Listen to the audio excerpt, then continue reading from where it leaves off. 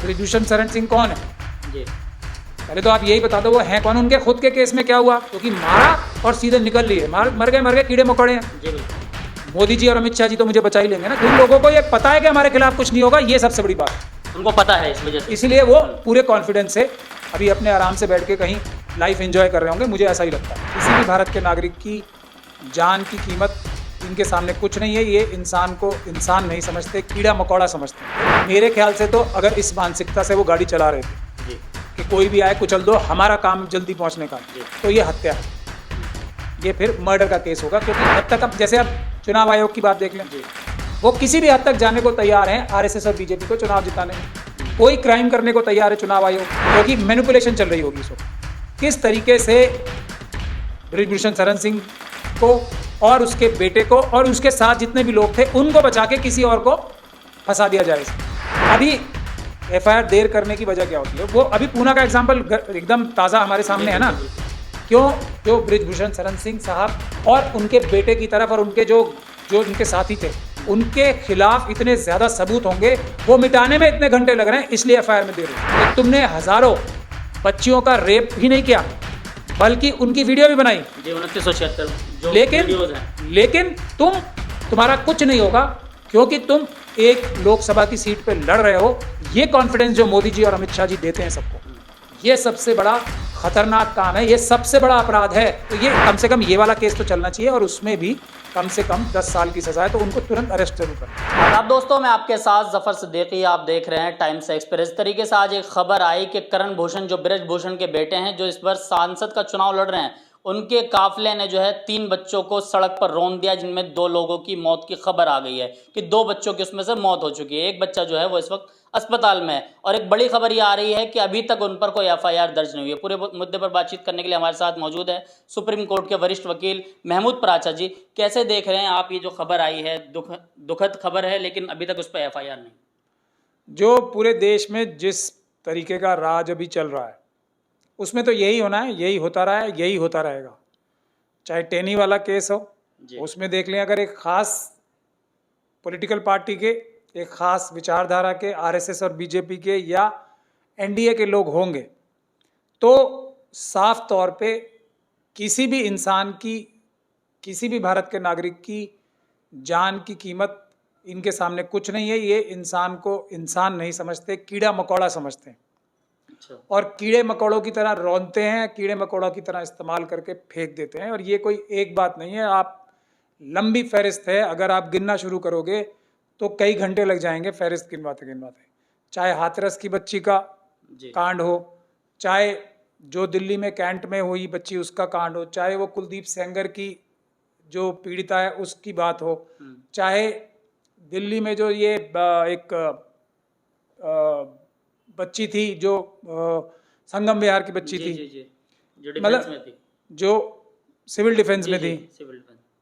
ये एक, अगर भारतीय जनता पार्टी का या इनके आरएसएस का कोई भी व्यक्ति इन्वॉल्व होगा उसमें, डायरेक्टली या इनडायरेक्टली, तो उसका अंजाम क्या होगा? अभी आपने पूना में देखा जी। पूना में क्या हुआ?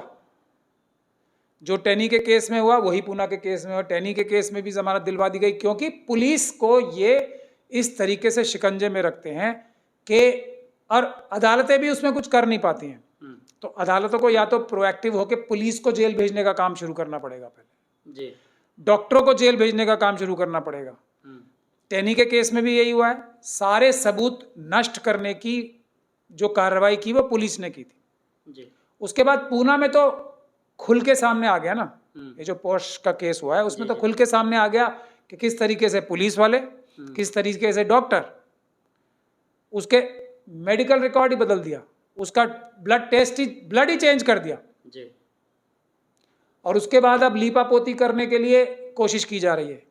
रेवन्ना वाला केस जो कर्नाटक का केस था, वो क्या छोटा केस था? और मुझे बड़ा दुख है कि ये जो कर्नाटक गवर्नमेंट ने वहां किया है, उसके चाचा की बेल हो गई जी। तो ये भी उसी लाइन पे जा रहे हैं। मतलब इतना दहशत आरएसएस बीजेपी ने फैला रखी है कि जो गवर्नमेंट कांग्रेस की है वहां भी दहशत के मारे उसकी बेल कराई गई है, उसकी बेल नहीं होनी चाहिए थी। वो खुद कहाँ है? उसने कहा है कि जी मैं 31 तारीख को आ जाऊंगा, मेरी मर्जी है इसलिए आ जाऊंगा। जी जी बिल्कुल। ये क्या हो रहा है? इसके बाद आप कोई और दूसरा केस उठा के देख लीजिए। अभी ये लेटेस्ट बृजभूषण शरण सिंह कौन है, जी पहले तो आप यही बता दो वो हैं कौन, उनके खुद के केस में क्या हुआ। पुलिस ने, मुझे इसके ये बात कहने में 1% भी शक और शुबे की गुंजाइश नहीं है, पुलिस ने इन्वेस्टिगेशन इस तरह से की है कि बृजभूषण शरण सिंह को बचा लिया जाए। जी अब ये जो हमारी पहलवान महिलाएं हैं उनको सोचना चाहिए कि उनके वकील और उनकी तरफ से जो संघर्ष करने वाले लोग हैं क्या कर रहे हैं, लेकिन केस तो इसी तरह बनाया है कि बृजभूषण शरण सिंह किसी भी तरीके से बरी हो जाए। कोई सबूत इकट्ठे नहीं किए गए, जी सबूत बल्कि इस तरीके से इकट्ठे किए गए कि वो किसी भी तरीके से बरी हो जाए। उस पर तो चार्ज लग रहा है, मैं बहुत हैरान हो रहा हूँ। इस तरीके की इन्वेस्टिगेशन दिल्ली पुलिस ने की है, जो मेरी जानकारी है। अब वही इस केस में होगा, आप कह रहे हैं गिरफ्तार, जी कहीं ये ना बता दें कि वो था ही नहीं वहां पे, कोई और था। जैसे अभी पूना वाले केस में क्या हो रहा है, जी बिल्कुल, उसके ड्राइवर को ही मुजरिम बना दे। मुजरिम बनाने की कोशिश हुई, ये पुलिस ने की, और कौन कर सकता है। तो वकील साहब ऐसा कानूनी प्रावधान क्या है, मतलब इस तरह के केसेस में, मतलब क्या हो सकता है? कानूनी प्रावधान तो है ना, जो अरविंद केजरीवाल जी को तुरंत अरेस्ट कर लिया। कानूनी प्रावधान तो बहुत सारे हैं। हेमंत सोरेन को अभी तक जमानत नहीं हुई, जी ये कानूनी प्रावधान ही तो चल रहे हैं। एक हमारे प्रोफेसर रतन लाल साहब हैं, उनको तुरंत अरेस्ट कर लिया। क्यों कर लिया? कानूनी प्रावधान है ना। जहां अरेस्ट ना करने का प्रावधान है वहां अरेस्ट कर रहे हैं। अभी लेटेस्ट जहां अरेस्ट ना करने का प्रावधान है ना वहां अरेस्ट कर रहे हैं। कौन कर रहा है? पुलिस कर रही है। पुलिस क्यों कर रही है? क्योंकि अमित शाह जी और मोदी जी उनसे कह रहे हैं। आरएसएस और बीजेपी का जो सारा इकोसिस्टम है वो पुलिस को, अपने ऐसे अफसरों को हर जगह रखता है जो इस तरीके का क्रिमिनल एक्टिविटीज कर सकें आरएसएस और बीजेपी के कहने पे। ये बुनियादी बात है।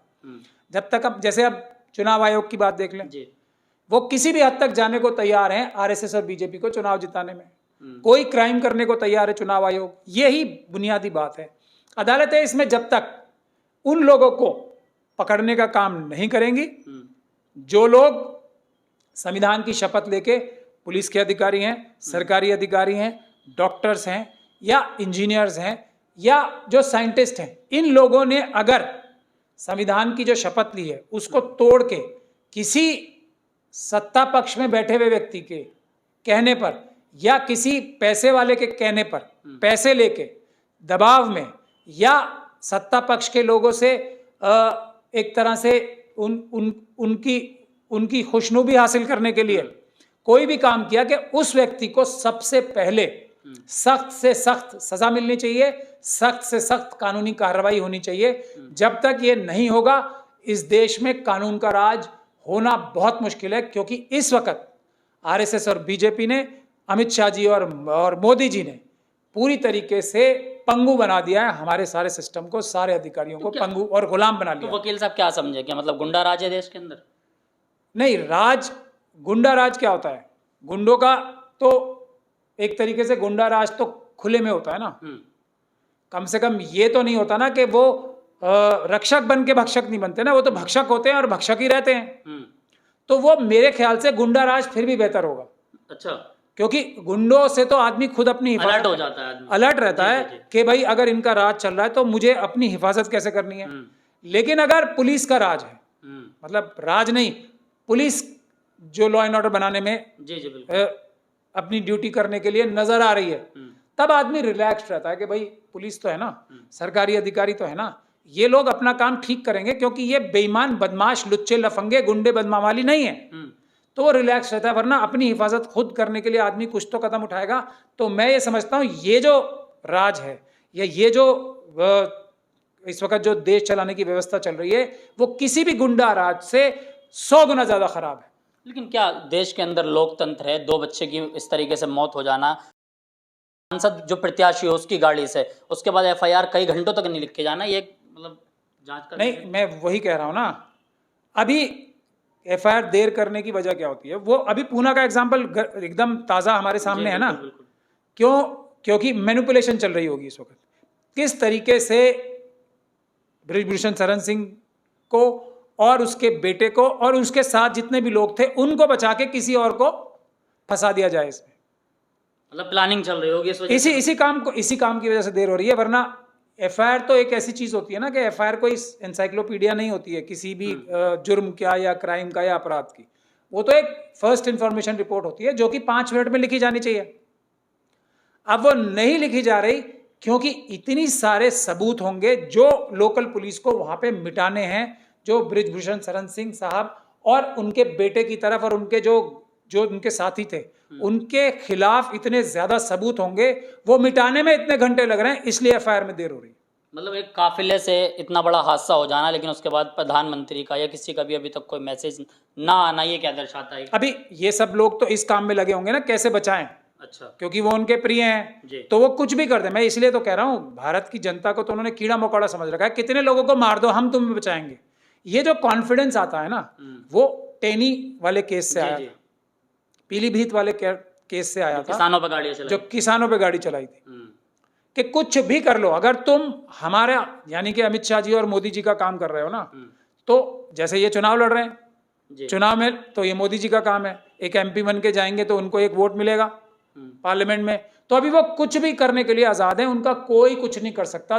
ये कॉन्फिडेंस जो है ना लोगों में, ये है सबसे बुरा और खराब काम कि तुमने हजारों बच्चियों का रेप ही नहीं किया बल्कि उनकी वीडियो भी बनाई जी 2976 जो लेकिन वीडियोस हैं, लेकिन तुम्हारा कुछ नहीं होगा क्योंकि तुम एक लोकसभा की सीट पे लड़ रहे हो। ये कॉन्फिडेंस जो मोदी जी और अमित शाह जी देते हैं सबको, ये सबसे बड़ा खतरनाक काम है, ये सबसे बड़ा अपराध है कि तुम कुछ भी कर लो, सिर्फ हमारा कोई काम कर रहे हो रहे हो।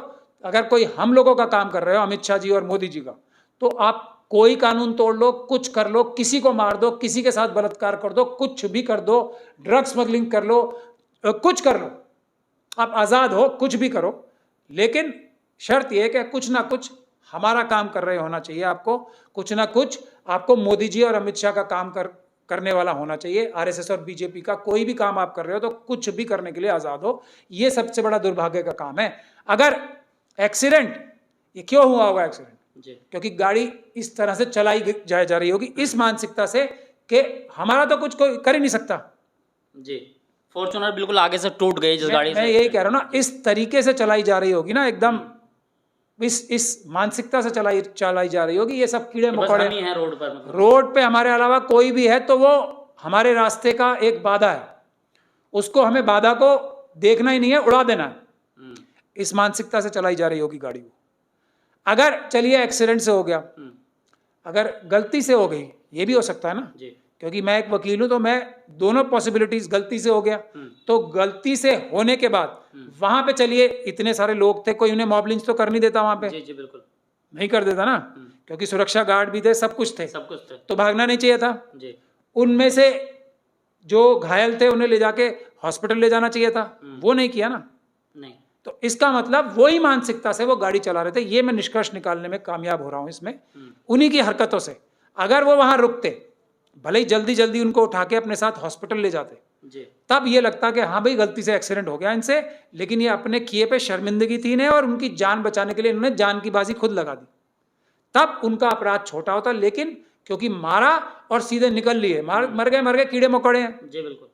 मोदी जी और अमित शाह जी तो मुझे बचा ही लेंगे ना, क्योंकि मैं एक लोकसभा सीट किसी भी तरीके से धोखाधड़ी करके या जैसे भी जीत के आ रहा हूं, तो उनका एक वोट हूं मैं पार्लियामेंट के अंदर, तो मैं कुछ भी करने के लिए। ये मानसिकता जो है, सत्ता का घमंड कह सकते हैं। ये घमंड नहीं, घमंड बहुत छोटी चीज है। अच्छा, छोटी चीज है, बहुत छोटी चीज है घमंड। ये सत्ता की वजह से जो ताकत अपने आप में महसूस कर रहे हैं ना, भारत के नागरिकों को कुचल देने की, वो सबसे बड़ा अपराध है देश के खिलाफ, संविधान के खिलाफ। अच्छा वकील साहब, ठीक है, उस पर कार्रवाई नहीं हुई, लेकिन कानूनी प्रक्रिया, आप वकील हैं इसलिए आपसे पूछ रहा हूँ कि इसमें किस तरह की सजा होनी चाहिए, क्या होना चाहिए था? मेरे ख्याल से तो अगर इस मानसिकता से वो गाड़ी चला रहे थे जी, कि कोई भी आए कुचल दो, हमारा काम जल्दी पहुंचने का है, तो ये हत्या है, ये फिर मर्डर का केस होगा। क्योंकि इस तरीके से रैश एंड नेग्लिजेंटली गाड़ी चलाना, कि उनको ये नॉलेज थी कि इस तरीके से खतरनाक तरीके से गाड़ी चलाने से, क्योंकि सड़क है, पब्लिक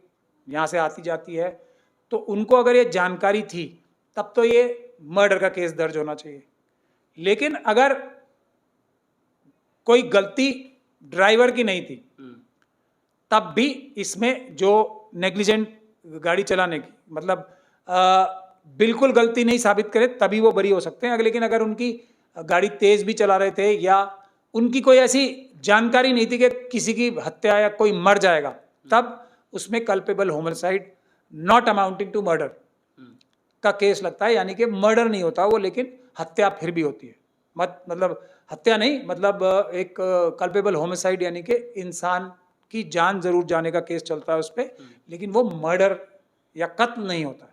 तो ये कम से कम ये वाला केस तो चलना चाहिए, और उसमें भी कम से कम 10 साल की सजा है, तो उनको तुरंत अरेस्ट जरूर करना चाहिए। तुरंत अरेस्ट होना चाहिए, अरेस्ट लेकिन एफआईआर नहीं हो रही, यानी कि वही बात है कि आपने कहा कि मोदी जी का कोई काम कर रहा है तो उस पर कुछ नहीं होगा। होगा ही नहीं कुछ, और नहीं होगा भी एक छोटी बात है। उन लोगों को ये पता है कि हमारे खिलाफ कुछ नहीं होगा, ये सबसे बड़ी बात है। उनको पता है, इस वजह से इसीलिए वो पूरे कॉन्फिडेंस से अभी अपने आराम से बैठ के कहीं लाइफ एंजॉय कर रहे होंगे, मुझे ऐसा ही लगता है। अच्छा, क्योंकि अभी तक उन बच्चों के इलाज के लिए कुछ भी नहीं किया जो तक अभी तक जानकारी आ रही है जी, क्योंकि एक बच्चा अभी हॉस्पिटलाइज है और 2 की मौत हो चुकी है। मैं यही कह रहा हूँ ना। अच्छा वकील साहब, जिस तरीके से प्रधानमंत्री का एक बयान आया, प्रधानमंत्री कह रहे हैं कि दूसरे लोग, यानी कि जो लोग सत्ता में नहीं है, वो लोग वोट लेने के लिए मुजरा करें, इस तरह का बयान प्रधानमंत्री का कैसे देख रहे हैं? भाई ये तो आपको प्रधानमंत्री जी से पूछना चाहिए। आप कैसे देख रहे हैं, मतलब क्योंकि मैं तो देखना नहीं चाहता ये सब चीज़ें, मतलब शर्म के मारे देखना ही नहीं चाहता कि नरेंद्र मोदी जी, और वो प्रधानमंत्री के पद पे बैठने से कोई प्रधानमंत्री नहीं बन जाता। प्रधानमंत्री जैसा उसे लगना भी चाहिए, बिहेव भी करना चाहिए। तो नरेंद्र मोदी जी अपनी जो उनकी अंदरूनी जो उनकी कैरेक्टर है ना, उससे वो 10 साल तक प्रधानमंत्री की चेयर पे रह के भी बदल नहीं पाए। इस बात का मुझे अफसोस है बस, क्योंकि प्रधानमंत्री भारत की जो चेयर है ना, वो इतनी बड़ी चेयर है कि कोई गधा भी बैठ जाएगा ना उस पर, उसको भी थोड़ी अकल आ जाएगी, उसका भी जो कैरेक्टर है थोड़ा बेटर हो जाएगा। इससे ज़्यादा मैं कुछ कहना नहीं चाहता। और यही होम मिनिस्टर साहब की चेयर के लिए भी बात है। कोई गंदे से गंदा व्यक्ति भी अगर भारत की प्रधानमंत्री के पद पे बैठ जाएगा तो उसमें सुधार आ जाएगा। कोई गंदे से घटिया व्यक्ति भी होम मिनिस्टर की चेयर पे बैठ जाएगा ना, तो उसमें सुधार आ जाएगा। तो रिसर्च इस बात पे की जानी चाहिए कि अगर कुछ लोग ऐसे भी हैं जो इतनी बड़ी महान चेयर्स पे बैठ के भी, इतने बड़े ओहदों पे बैठ के भी सुधर नहीं पा रहे हैं, अपना बेसिक कैरेक्टर चेंज नहीं कर पा रहे हैं, तो उनके लिए तो एक बाकायदा स्टडी होनी चाहिए कि ये किस प्रकार के प्राणी हैं। नॉर्मल प्राणी तो नहीं होंगे वो लोग।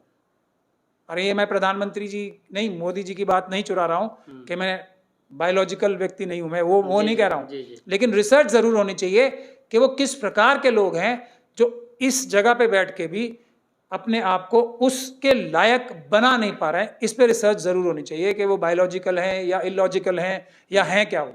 अच्छा वकील साहब, एक आखिरी सवाल होगा। आपने भी चुनाव लड़ा और 6 चरण की वोटिंग भी हो गई, आपने भी वोट कर दिया 6ठे चरण में, अभी 1 चरण का चुनाव रह गया है। क्या लग रहा है कि क्या इस बार कुछ बदलाव की तरफ चल रहा है मामला, या फिर देखिए, आपके बार 400 पार?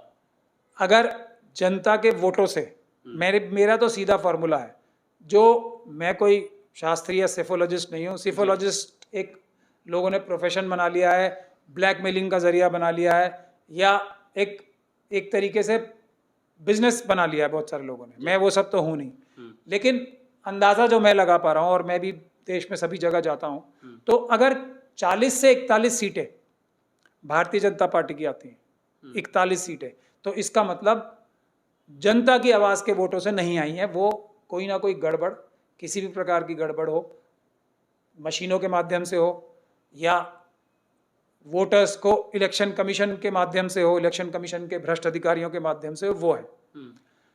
जेन्युइन इलेक्शन अगर होगा तो बीजेपी की 40 सीटें आनी चाहिए, 40 से एक भी ज़्यादा नहीं आनी चाहिए, ये मेरा मानना है। अब और उसके लिए भी जिम्मेदार मैं जो आपको बता रहा हूँ, कोई भी इस बात का क्रेडिट 1-2 लीडर्स को छोड़ के कोई इस बारे में किसी ने कोशिश भी नहीं की है। किसी भी विपक्ष के नेता की बात कर रहा हूँ मैं। जी बिल्कुल सही कह रहे हैं। जो लोग भारतीय जनता पार्टी और एनडीए के हैं, वो अपने झूठे कामों को अपनी पब्लिसिटी से, अपनी मेहनत से इतना ज़्यादा फैलाए हुए हैं। ये तो सलाम करना चाहिए भारत देश की जनता को, जो इतने बड़े मेहनती है, हालांकि फ्रॉड है वो सब, झूठ बोल रहे हैं, इतने मेहनती लोगों को, इतने बड़े आडंबर को भी चीर कर वो सच्चाई देख पा रहे हैं। और कोई भी व्यक्ति भारतीय जनता पार्टी और एनडीए को वोट नहीं दे रहा है। मतलब उनके जो बेसिक जो कार्डर्स है ना, जो आरएसएस के टच के लोग हैं, बीजेपी के टच के लोग हैं, वो जो फायदा उठा रहे हैं या डायरेक्टली इनडायरेक्टली अडानी अंबानी और उस तरह की हरकतों से, यूसुफ लुलू जैसी हरकतों से फायदा उठा रहे हैं, उनके अलावा कोई वोट नहीं दे रहा। क्योंकि इतने बड़े आडंबर से, इतनी बड़ी धुंध जो आरएसएस और बीजेपी ने पैदा कर दी है ना, उसके पार करके भी भारत देश की जनता देख पा रही है कि ये देश को लूट रहे हैं, ये संविधान को खत्म करके ये हिंदू राष्ट्र यानी कि मनुस्मृति लागू करने के लिए काम करने वाले हैं। तो ये सलाम करता हूं मैं भारत देश की जनता को। वो लोग इलेक्शन लड़ रहे हैं आरएसएस और बीजेपी से। उसके अलावा जो अपोजिशन के लीडर्स हैं, उनमें 1 2 3 मतलब मुश्किल से 5-6 लोगों को छोड़ के सब अपने रिलैक्स्ड मोड में हैं, अपने एसी कमरों में बैठ के मजे ले रहे हैं। ये तो भारत देश की जनता इलेक्शन लड़ रही है आरएसएस और बीजेपी को हटाने के लिए, भारत का संविधान और भारत देश को बचाने के लिए, भारत की डेमोक्रेसी बचाने के लिए। ये लड़ाई भारत देश की जनता, वी द पीपल और आरएसएस और बीजेपी के बीच में है। इसमें कुछ लीडर्स हैं जो मेहनत कर रहे हैं, जिनकी मेहनत नजर आ रही है। बाकी लोग तो ज्यादातर ऐसे हैं जो हैं तो इधर देखने में ऑपोजिशन में, लेकिन वो मिले हुए उधर हैं। और उसमें से भी ज्यादातर ऐसे हैं जो कि रिलैक्स मोड में है कि अगर जीत गए तो वो क्रेडिट लेने सबसे आगे खड़े हो जाएंगे कि हमारी वजह से हम जीत गए। लेकिन क्रेडिट किसी को नहीं जाना चाहिए। वो 5-6 लोग जो अपोजिशन के लीडर्स हैं और भारत देश की जनता, और सामने आरएसएस और बीजेपी की पूरी फौज, ताकत, पैसा, उनके यूसुफ लुलू, अडानी, अंबानी जैसे लोग, वो सब खड़े हैं। भ्रष्ट अधिकारी इलेक्शन कमीशन के, वो सब खड़े हैं, भारत देश की जनता से लड़ रहे हैं। इसीलिए ये इलेक्शन 4 मई के बाद भी खत्म नहीं होने वाला। ये संघर्ष 4 जून के बाद भी खत्म नहीं होने वाला है। ये शुरू होगा, ये हम वादा करते हैं। ये 5 जून से असली संघर्ष शुरू होगा, चाहे किसी की भी सरकार बने। सबसे पहले पेपर बैलेट से चुनाव का आदेश कराया जाएगा इस देश में। इसके बाद कोई इलेक्शन ईवीएम से नहीं होने दिया जाएगा इस देश में। इसके बाद जो व्यक्ति संविधान के खिलाफ एक लफ्ज बोलेगा, उसको जेल के अंदर तब तक रखा जाएगा जब तक कि वो संविधान के पक्ष में नहीं हो जाएगा। बोल नहीं पाएगा कोई संविधान के खिलाफ एक लफ्ज भी। इस देश में वो व्यक्ति रह नहीं पाएगा जो इतने बड़े बड़े ओहदों पे बैठा हो और वो झूठ बोल रहा हो कि एक विदेशी जो हमारा दुश्मन देश है, उसने हमारी हजारों किलोमीटर जगह नहीं ली। ऐसा झूठ कोई बड़े ओहदे पे बैठा होगा वो बोल नहीं पाएगा, क्योंकि उसको अरेस्ट करके तुरंत जेल में डाला जाएगा, इतना बड़ा झूठ बोलने वाले। चलिए, बहुत बहुत शुक्रिया। हमारे साथ एडवोकेट महमूद पराचा जी थे, तमाम सवालों के जवाब दे। पराचा जी ने ये भी कहा कि जो 2 बच्चों की मौत हुई है उसमें जो है मर्डर का केस लगना चाहिए था और उनके खिलाफ सजा होनी चाहिए थी, लेकिन इसलिए नहीं हुई क्योंकि वो लोग अमित शाह और मोदी के लिए काम करते हैं। इस तरह के तमाम और केसेस ऐसे हैं जिनमें आज तक कार्रवाई नहीं हुई और असल जो लड़ाई है वो 4 जून के बाद लड़ी जाएगी। जो लोग संविधान की अवहेलना करते हैं, जो लोग संविधान को नहीं मानते हैं, उनके खिलाफ एक मजबूत लड़ाई लड़ी जाएगी। लगातार महमूद पराचा जी जो है संविधान की लड़ाई लड़ते हैं। आप इनकी बातों से कितना सहमत, अपनी राय जरूर दें। देखते रहिए टाइम्स एक्सप्रेस।